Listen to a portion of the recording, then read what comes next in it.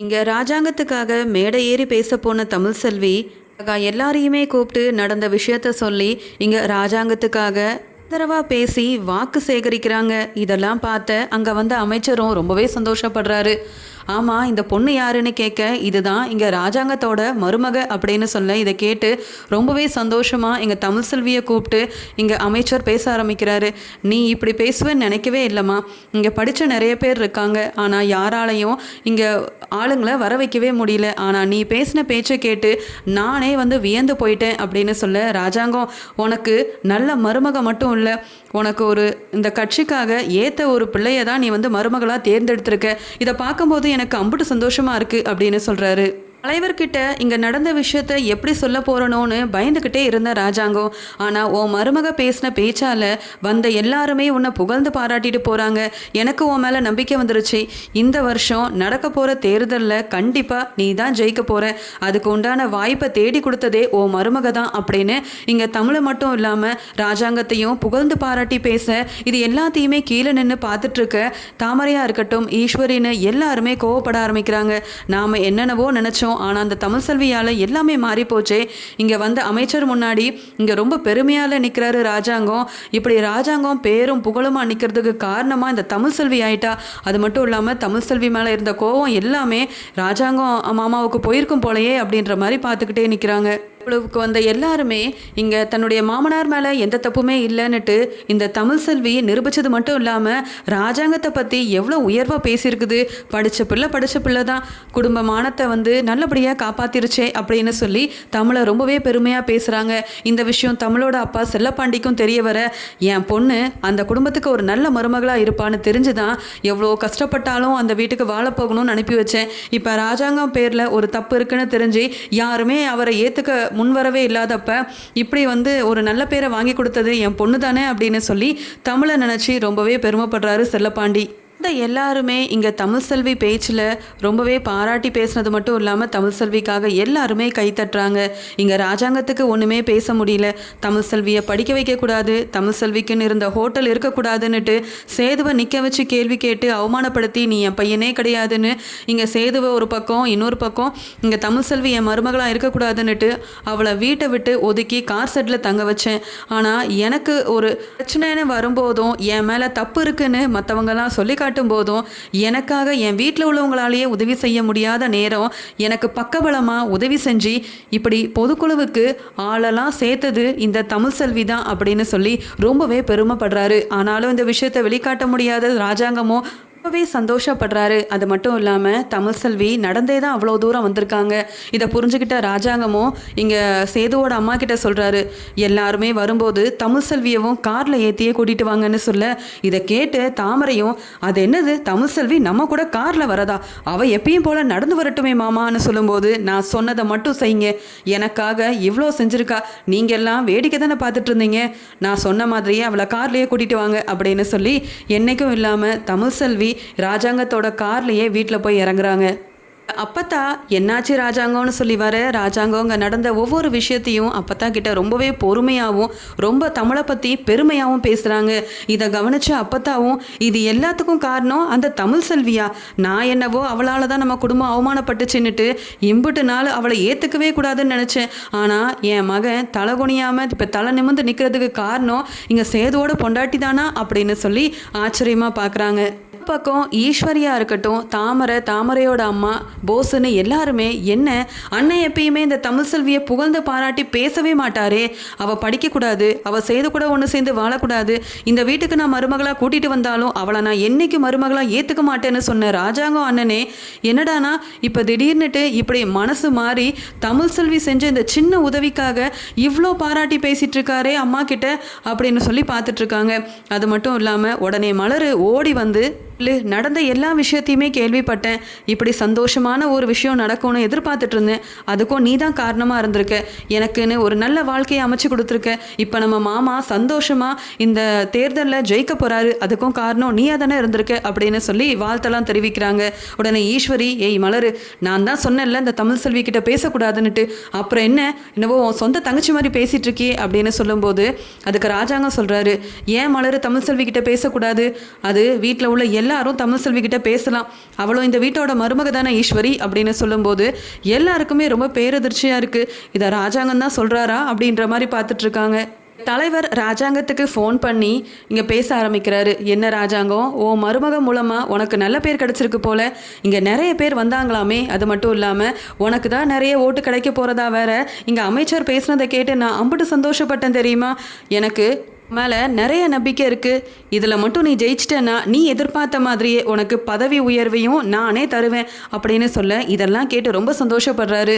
நான் என்னவோ இந்த தமிழ் செல்வி வீட்டுக்கு வந்ததுக்கு அப்புறமா தான் பிரச்சனைக்கு மேலே பிரச்சனை வந்துக்கிட்டே இருக்குன்னு நினச்சி அவளை ஒதுக்கி வச்சேன். ஆனால் தமிழ் செல்வி எனக்கு உதவி செஞ்சதால் தலைவரே என்னை புகழ்ந்து பாராட்டி பேசி மேற்பதவியை வேற தருவேன்னு சொல்லியிருக்காரே அப்படின்ற மாதிரி யோசனை பண்ணிட்டு இங்கே ராஜாங்கம் தமிழ் செல்வியை வீட்டுக்குள்ளே கூப்பிடுறாரு. இங்கே மாமாவே முதல் முறையாக பிரச்சனை எல்லாமே ஒத்தி வச்சுட்டு என்னை வீட்டுக்குள்ளே கூப்பிட்றாரு அப்படின்னு சொல்லி ரொம்ப சந்தோஷமாக தயங்கி வீட்டுக்குள்ளே போன தமிழ் செல்வியும் இங்கே பேச ஆரம்பிக்கிறாங்க. மாமா, எனக்கு இப்போ தான் சந்தோஷமாக இருக்குது. நீங்கள் தலை குனிஞ்சு எல்லாரும் முன்னாடி அவமானப்பட்டு நிற்க போகிறீங்களோன்னு பயந்துக்கிட்டே இருந்தேன். ஆனால் என் மூலமாக நீங்கள் இப்படி சந்தோஷமாக இருக்கிறீங்கன்னு நினைக்கும் போது எனக்கும் ரொம்ப மன நிறைவாக இருக்குது அப்படின்னு சொல்ல ராஜாங்கம், இன்றைக்கி நான் ஒன்றால் தான் சந்தோஷமாக இருக்கேன்.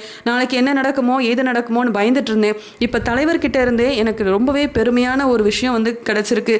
அதனால் உனக்கு என்ன வேணுமோ சொல்லு, நான் செய்கிறேன் அப்படின்னு சொல்கிறாரு ராஜாங்கம். உடனே தாமரையும், மாமா என்ன பேசுகிறீங்கன்னு தெரிஞ்சு தான் பேசுகிறீங்களா? நீங்கள் இந்த தமிழ் செல்வி கிட்ட போயிட்டு உனக்கு என்ன வேணும்னு கேட்டால் அவள் என்ன சொல்லுவா? இந்த வீட்டோட மருமகளாக வசதி வாய்ப்போட நானும் ரொம்ப கெத்தாக வாழணும்னு சொல்வா. அவள் மட்டும் இல்லை, அவள் அப்பாவும் நம்ம குடும்பத்தையே அவமானப்படுத்தியிருக்காங்க. செல்லப்பாண்டி செஞ்சது எல்லாத்தையுமே மறந்துட்டீங்களா? அங்கே எல்லாரையுமே கூட்டி நிப்பாட்டி உங்களை அவமானப்படுத்தி தானே இந்த தமிழ் செல்வி இந்த வீட்டுக்குள்ளேயே வந்திருக்கா. அப்படி இருக்கும்போது அவளை நீங்கள் எப்பயுமே கார் செட்டில் தங்க வைக்கிறது தான் நல்லது. மருமகளாக மட்டும் நீங்கள் ஏற்றுக்கவே கூடாது அப்படின்னு தாமரை சொல்ல உடனே ராஜாங்கம் ரொம்பவே கோவமாக தாமரையை பார்த்து முறைக்கிறாங்க. உடனே தாமரையும் அமைதியாயிடுறாங்க. உடனே இங்கே அப்பத்தா சொல்கிறாங்க, ஏய் செல்வி, வாயை திறந்து சொல்லு. அதான் உன் மாமனார் ராஜாங்கம் உன்கிட்ட கேள்வி கேட்குறாமல, உனக்கு என்ன வேணும்னு சொல்லு. கண்டிப்பாக அவன் இருக்கிற சந்தோஷத்தில் நீ என்ன கேட்டாலும் உனக்காக செஞ்சு கொடுப்பான் அப்படின்னு சொல்லும்போது இங்கே தமிழ் செல்வி பேச ஆரம்பிக்கிறாங்க. மாமா, நீங்கள் என்னை மருமகளாக ஏற்றுக்கிட்டு இந்த வீட்டுக்குள்ளே வர வச்சதே எனக்கு ஒரு பெரிய சந்தோஷம்தான். இப்போ நீங்கள் என்னை மருமகளாக ஏற்றுக்கலனாலும் நான் அந்த மறுபடியும் அந்த கார் செட்டில் போய் இருந்தாலும் எனக்கு சரிதான். ஆனால் நீங்கள் சேதுவை இப்படி தள்ளி ஒதுக்கி வச்சு பார்க்குறத தான் என்னால் தாங்க முடியல. உங்கள் மகன் எந்த தப்புமே பண்ணலை. மறுபடியும் நீங்கள் எங்கே போனாலும் உங்கள் பையனை வந்து கூட்டிகிட்டு போங்க. அது மட்டும் இல்லாமல் இந்த தலைக்காக அப்பா கூடயே நான் இருக்கணும்னு ஆசைப்பட்டேன். ஆனால் அப்பா என்னை புரிஞ்சுக்காமல் இப்படி ஒதுக்கி வச்சுட்டாரேன்னு உங்கள் மகன் சேது படுற ஒவ்வொரு வேதனையவும் பார்த்துட்டு என்னால் தாங்கவே முடியல. நீங்கள் எனக்காக எதுவுமே செய்ய வேண்டாம். இப்போவும் நீங்கள் என் வீட்டுக்காரர் சேதுவை மனசார மகனாக ஏற்றுக்கிட்டு மறுபடியும் நீங்கள் இங்கே தேர்தலுக்கு போகும்போது பிரசாரத்துக்காக உங்கள் பையனையும் கூட்டிகிட்டு போனாலே அதுவே போதும் அப்படின்னு சொல்ல இதை கேட்டு கண்கலங்குறாரு ராஜாங்கம். நான் என்னவோ இந்த தமிழ் செல்விக்கு என்ன வேணும்னு கேட்டால் அவள் என்னவோ சேதுவை ஏற்றுக்க சொல்லில பேசிகிட்டு இருக்கா. அவளுக்குன்னு எதுவுமே கேட்க மாட்டா போலையே அப்படின்ற மாதிரி பார்த்துட்ருக்க ராஜாங்கம் கேட்குறாரு. ஆமாம் தமிழ் செல்வி, இத்தனை நாள் கார் செட்டில் இருந்தேன். நான் இதை கேட்ட உடனே நான் இந்த வீட்டுக்கு வரணும், சேது கூட ஒன்று சேர்ந்து வாழணும்னு நீ சொல்லுவேன்னு நினச்சேன். ஆனால் நீ என்னவோ சேதுவ மகனாக ஏற்றுக்கோங்கன்னு சொல்கிறியே அப்படின்னு கேட்கும்போது தமிழ் செல்வி சொல்கிறாங்க, மாமா, நீங்கள் மற்றவங்களுக்காகவும் மற்றவங்க சந்தோஷமாக இருக்கிறதுக்காகவும் ஒவ்வொரு விஷயமும் செஞ்சிட்ருக்கீங்க. இந்த வீட்டோட மருமக நானும் என்னை பற்றி யோசிக்காமல் மற்றவங்கள பற்றி தானே யோசிக்க முடியும். அதனால தான் நான் இப்படி சொன்னேன்.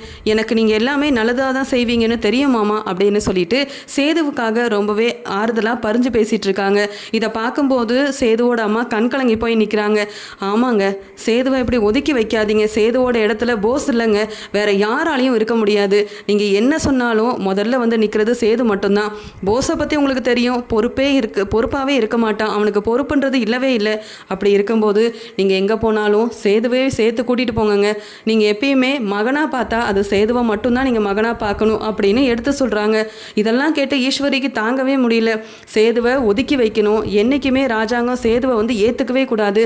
சேதுவோட இடத்துல என் பையன் போஸ் தான் இருக்க போகிறான் அப்படின்னு சந்தோஷத்தில் பெருசாக கோட்டையெல்லாம் கட்டி வச்சுருந்தேன். இந்த தமிழ் செல்வி இப்படி சொல்லி அது எல்லாத்தையும் ஒன்றும் இல்லாமல் செஞ்சுட்டாலே அப்படின்ற மாதிரி பார்த்துக்கிட்டே நிற்கிறாங்க.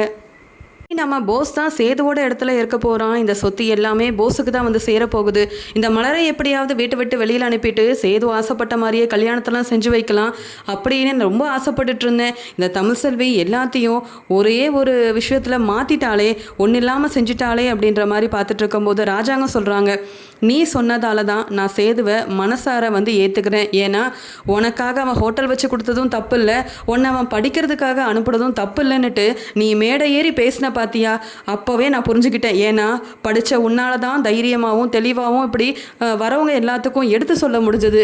அதனால் நீ இனிமேல் மேற்கொண்டு படிக்கவும் செய்யலாம், சேதுவை நான் மன்னிச்சு மகனாகவும் ஏற்றுப்பேன். இனி சேது உனக்காக என்ன செஞ்சாலும் அதை பற்றி நான் கேட்க போகிறதும் இல்லை. இன்னொரு விஷயம், சேது உனக்காக ஹோட்டல் வச்சு கொடுத்தான், ஆனால் அதை ஆளுங்க போயிட்டு ஒன்றும் இல்லாமல் செஞ்சுட்டாங்க. அந்த யார் செஞ்சாங்க, இந்த பிரச்சனை எதுக்காக செஞ்சாங்கன்னு எனக்கு இப்போ வரைக்கும் தெரியாது. ஆனால் அந்த ஹோட்டலை மறுபடியும் உங்கள் குடும்பம் தான் எடுத்து நடத்தணும். அதை நானே புதுப்பிச்சு உங்கள் அப்பா கிட்ட அந்த சாவியவும் கொடுக்க போகிறேன். இந்த ஹோட்டலை நானே இப்படி வந்து சரி செஞ்சு கொடுக்க போகிறதால என் மேலே தப்பே இல்லைன்னு சுற்றி இருக்கிற எல்லாருக்குமே புரிய வந்துடும். ஆனால் இதோட நான் விட போகிறதில்ல. உங்கள் ஹோட்டல் மேலேயும் உங்கள் குடும்பத்து மேலேயும் யார் வந்து இப்படி கை வச்சு இவ்வளோ பெரிய பிரச்சனை செஞ்சாங்களோ அவங்களையும் தேடி கண்டுபிடிச்சி நான் சும்மா விட போகிறதில்ல தமிழ் செல்வி அப்படின்னு தமிழ் செல்விக்கு சாதகமாகவும் தமிழ் செல்விக்கு சப்போர்ட் பண்ணியும் இங்கே ராஜாங்கம் மனசு மாதிரி பேசுனதெல்லாம் கேட்டு தமிழ் செல்வி ரொம்ப சந்தோஷப்படுறாங்க. கண் கலங்கி போய் நிற்கிறாங்க. என்ன பேசனே அவங்களுக்கு தெரியல. இத்தனை நாள் கார் ஷெட்டில் சேது கூட பேச முடியாமல், இங்கே மாமனார் கிட்ட கூட பேச முடியாமல் ஒதுங்கி இருந்தேன். ஆனால் இப்போ குடும்பத்துக்காக என் மாமனாரே இப்படிப்பட்ட உதவியை செய்கிறேன்னு வீட்டில் உள்ள எல்லார் முன்னாடியும் சொல்கிறத கேட்டு அம்புட்டு சந்தோஷமாக இருக்கே அப்படின்னு நினைக்கிறாங்க. உடனே அப்பத்தாவும், தமிழ் செல்வி புரிஞ்சுக்கிட்டே உன் மாமனாரோட நல்ல மனசை இப்போயாவது நீ ஒழுங்காக இந்த வீட்டோட மருமகளாக இருக்க கற்றுக்க. அதை விட்டுட்டு உங்கள் அப்பாவாக இருக்கட்டும் நீயா இருக்கட்டும் குடும்பத்தை அவமானப்படுத்தணும்னு எந்த ஒரு விஷயத்தையும் நீங்கள் செய்யவே கூடாது, புரியுதா? என் மகன் தலைகுனியக்கூடாதுன்னுட்டு நீ இங்கேருந்து ஓடி போய் அந்த மேடை ஏறி பேசின பற்றியா, உன் படிப்பாளையும் உன் பேச்சாலையும் தான் இப்போ என் மகன் எல்லாரும் முன்னாடியும் தலை நிமிர்ந்து நிற்கிறான். நீ மேற்கொண்டு படிக்கலாம், நீ படித்தாதான் இந்த குடும்பத்துக்கு பேரும் புகழும் கிடைக்கும்னு இப்போ தெரிஞ்சு போச்சு அப்படின்னு அப்பத்தாவும் ரொம்ப சந்தோஷமாக பேசுகிறாங்க.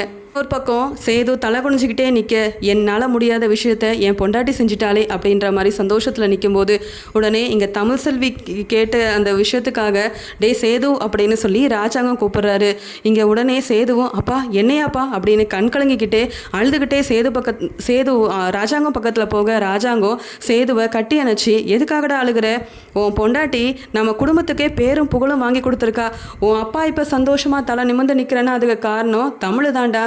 இனி நான் எங்கே போனாலும் நீ தான் என் கூட வரணும். அது மட்டும் இல்லாமல் வாக்கு சேகரிக்கிறதுக்கு நான் போகிற இடத்துலலாம் நீ எனக்காக பேச போகிறடா அப்படின்னு சொல்ல, இதை கேட்டு இங்கே சேதுவும் அப்பா நிஜமாவாப்பா, அப்போ போஸுங்க கூட வரமாட்டானா அப்படின்னு சொல்ல, யாரும் வர வேண்டாம், எனக்கு பக்கபலமாக நீ இருந்தால் மட்டும் போதும்னு சொல்லி போஸ் இனி எங்கேயுமே வர வேண்டாம், சேது மட்டும் என் கூட இருந்தால் போதும்னுட்டு மனசு மாறி இங்கே தமிழுக்காக சேதுவையும் ஏற்றுக்கிட்டு எல்லா வேலையவும் சேதுக்கிட்டையும் கொடுக்குறாரு.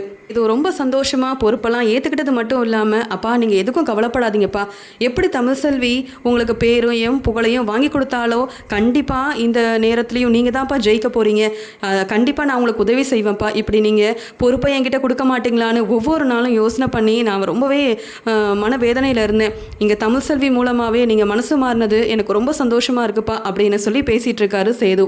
இங்கே உடனே ராஜாங்கம் சேதுக்கிட்ட, சேது இந்த பொறுப்பை ஏற்றுக்கிட்டா மட்டும் போதாது, அந்த தமிழ் செல்வியோட ஹோட்டலை ஒன்றும் இல்லாமல் செஞ்சது யார் அந்த ஆளுங்களெல்லாம் அனுப்புனது அப்படின்ற உண்மையவும் நீ தான் கண்டுபிடிக்கணும்.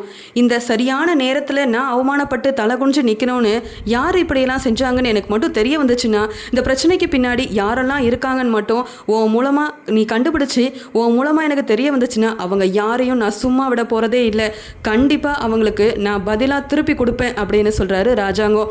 உடனே இங்கே சேதுவும் கண்டிப்பாப்பா, இனிமேல் அந்த ஒரு பிரச்சனையை செஞ்சது யாருன்னு நானும் கருப்பு மாமாவும் கண்டிப்பாக கண்டுபிடிப்போம், நீங்கள் கவலைப்படாதீங்கன்னு சொல்லி பேசிகிட்டு இருக்கும்போது இங்கே தாமரை யோசிக்கிறாங்க, இந்த பெரிய பிரச்சனையை செஞ்சதே நான் தான், ஆள் அனுப்புனதும் நான் தான். இங்கே சேது மாமா என்னடானா ராஜாங்க மாமாவோட ஒன்று சேர்ந்துட்டாரு, இங்கே சேது மாமா என்னை பற்றின உண்மையை கண்டுபிடிச்சிருவாரோ அப்படின்னு தாமரை ஒரு பக்கம் யோசிக்க ஆரம்பிக்கிறாங்க. இன்னொரு பக்கம் ஈஸ்வரியும் என் பையன்தான் இனி எல்லா பொறுப்பையும் ஏற்று இங்கே ராஜாங்க மாமா கூடயே இருக்க போகிறான் அப்படின்னு யோசிக்க யோசனை பண்ணிட்டு இருந்தேன். ஆனால் இந்த தமிழ் செல்வி நான் நினச்ச எல்லாத்தையும் ஒன்றும் இல்லாமல் செஞ்சுட்டாலே. இப்படி நடக்கும்னு நான் எதிர்பார்க்கவே இல்லை. நான் போட்ட திட்டம் எதுவுமே சரியாக செயல்படவே மாட்டேங்குது. எல்லாத்துக்கும் காரணம் இந்த தமிழ் செல்வி தான். மறுபடியும் இங்கே ராஜாங்க மாமா சேதுவை ஏற்றுக்கிட்டாரு. அப்போ இந்த தமிழ் செல்வியும் இந்த வீட்டுக்கு மருமகளாக வந்துட்டானா அவ்வளவுதான். மருமகளாக ஏற்றுக்க போய் தானே மறுபடியும் இந்த தமிழ் செல்வியோட இந்த ஹோட்டலையும் திருப்பி வந்து புதுப்பிச்சு தரேன்னு வர சொல்லியிருக்காரு. இப்படி ஒரே நாளையில் நாம் நினச்ச எல்லாமே நடக்காமல் இந்த தமிழ் செல்வி எல்லாத்தையும் மாற்றிட்டா. இங்கே ராஜாங்க மாமா மனசையே மாற்றிட்டா. இந்த தமிழ் செல்வியால் வீட்டில் உள்ள எல்லாரும் சந்தோஷமாக இருக்காங்க அப்படின்னு சொல்லி தமிழ் செல்வியை பார்த்து ரொம்பவே பொறாமப்படுறாங்க ஈஸ்வரி.